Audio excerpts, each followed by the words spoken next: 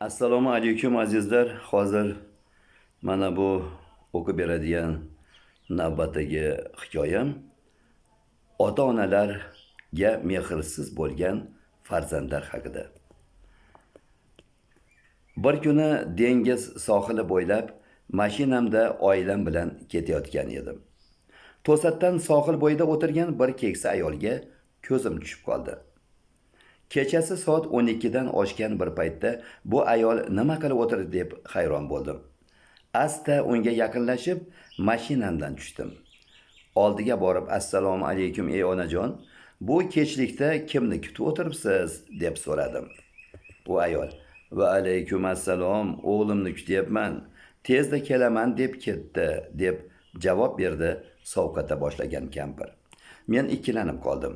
Biror kishi kelishiga hech ham ko'zim yetmasdi. Chetroqqa o'tib 1 soat kutib turdim.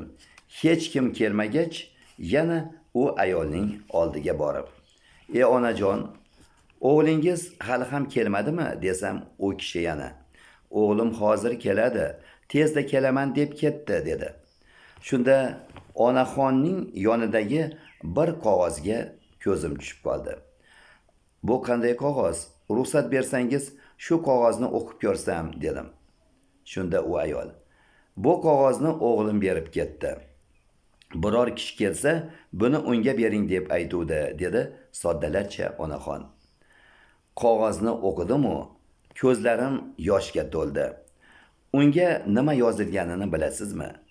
Unga shunday deb yozilgan ekan: "Shu ayolni topgan odamdan iltimos, u kishini qariyalar uyiga olib borib qo'ying." Achchiq bo'lsa ham haqiqat shuki, bu dunyoda mana shunday nodon, nonko'r farzandlar uchrab turadi. Ular ko'pincha o'zlariga o'xshagan aqli kalta, befahm ayollarning gapiga kirib, qari ota yoki onalarni qariyalar uyiga olib borib qo'yadilar.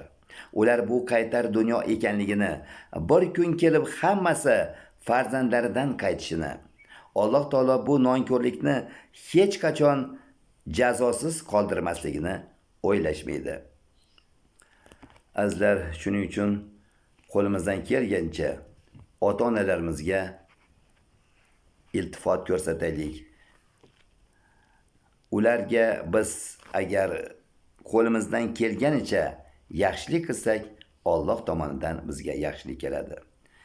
Ular ota-onalarimiz bizni yoshligimizda bizni erkakliklarimizni ko'tarishgan.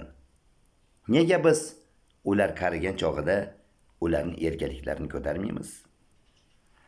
Azizlar, shuning uchun qo'ldan kelganicha ularga yaxshi nazar bilan qaraylik.